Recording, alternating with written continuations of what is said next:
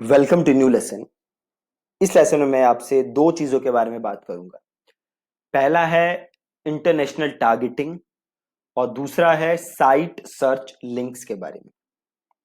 सो ध्यान से देखिएगा। आप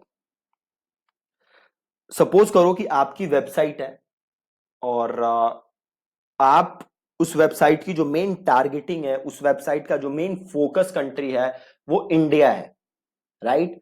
अब ये गूगल को कैसे पता चलेगा कि आपकी जो कंट्री है, आपकी जो वेबसाइट है, उसकी मेन टारगेटिंग इंडिया है। आप चाहते हो कि वो वेबसाइट इंडिया, प्राइमरीली इंडिया में लोगों को दिखे, बाकी कंट्रीज में दिखे, बट मेन फोकस आपका इंडिया है। मेन कंट्री है जिसे आप टारगेट कर रहे हो वो इंडिया है, राइट।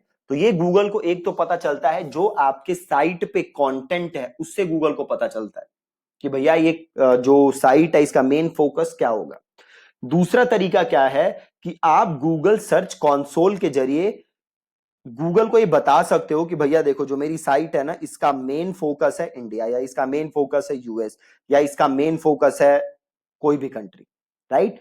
ये आपको कैसे करना है? तो ये करने के लिए आपको लॉगिन करना है गूगल सर्च कंसोल के अंदर। ठीक है, मैं लॉगिन किया हुआ हूं गूगल सर्च कंसोल में। यहां आपको जाना है, यहां लेगेसी टूल्स एंड रिपोर्ट्स में। ठीक है, यहां पे एक चीज आ रही है international targeting.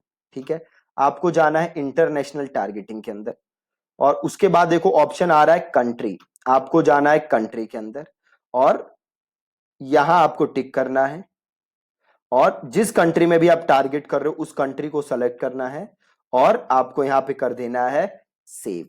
That's it, right. मैं दोबारा रिपीट कर रहा हूं, आपको जाना है लेगेसी टूल्स एंड रिपोर्ट में, आपको जाना है इंटरनेशनल टारगेटिंग में, देन आपको ये बॉक्स टिक करना है, कंट्री में जाके कंट्री सेलेक्ट करनी है और आपको सेव करना है। गूगल को पता चल गया कि भैया ये जो है बंदा, इसकी मेन टारगेटिंग क्या है, कौन सी कंट्री है, तो वो जो भी आप यहां से सेलेक्ट करोगे।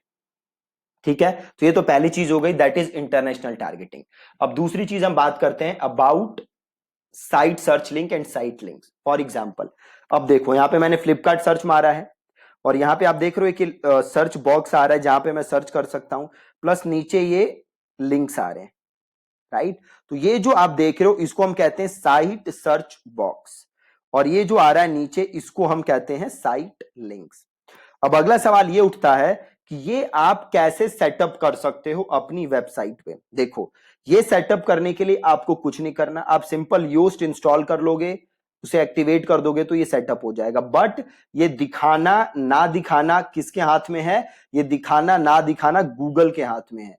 गूगल ये डिसाइड करता है कि क्या आपकी वेबसाइट के लिए वो ये दिखाए या ना दिखाए। आप मैन्युअली ये फिक्स नहीं कर सकते, आप ये गूगल पे नहीं डाल सकते कि भैया गूगल मुझे ये हमेशा दिखाना है। ये कौन डिसाइड करता है? ये गूगल डिसाइड करता है कि ये दिखाना है कि नहीं दिखाना। ठीक है, आप ये पता कैसे करोगे कि आपकी साइट के लिए अनेबल्ड है या नहीं है? बहुत ही सिंपल है, देखो दो तरीके हैं। पहला, एक तो अगेन मैं गूगल सर्च कंसोल में हूं और यहां पे एक चीज है, देखो साइट लिंक सर्च बॉक्स, देख रहे हो साइट लिंक सर्च बॉक्स। अगर मैं इसको क्लिक करूं तो देखो यहां पे आ रहा है वैलिड।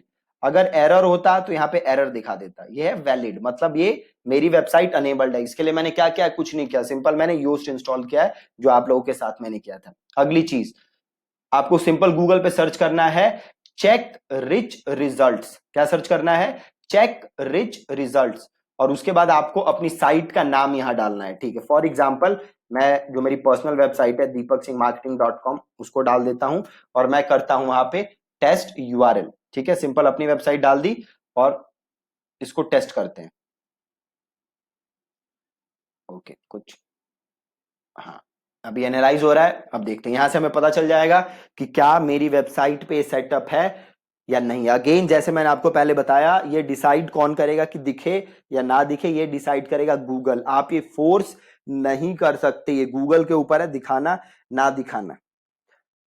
सो यहाँ पे देख लो, यहाँ पे एनालाइज हो रहा है। अगेन इसको किया कैसे? मैंने कुछ नहीं किया, सिंपल मैंने योस्ट इंस्टॉल किया है और एक्टिवेट किया है। योस्ट ही अपने आप सेटअप कर देता है आपकी वेबसाइट पे, आपको कुछ नहीं करना। सो यहाँ पे मैं एनालाइज करता हूँ।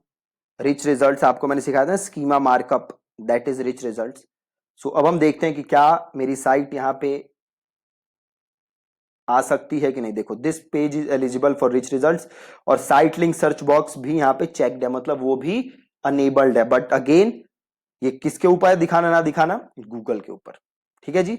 सो ये दो चीजें थी जो आपको सीखनी थी इस लेसन के अंदर।